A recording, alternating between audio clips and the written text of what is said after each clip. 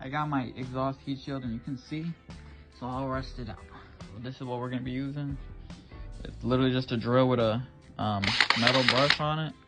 And alright, so here's the heat shield. And we're just gonna take the drill. Hit that shit.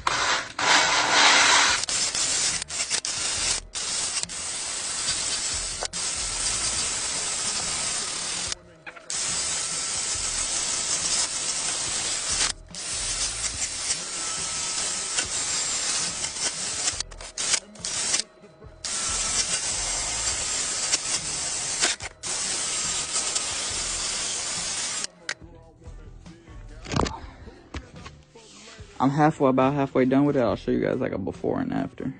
So you can see before, and then after you hit it with that drill, all of that kind of rust will come off.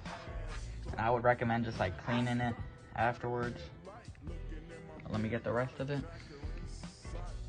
All right, so after I hit it with that wire brush, I painted it with some high heat aluminum colored paint. I'll show you the paint I use. It's really pretty easy.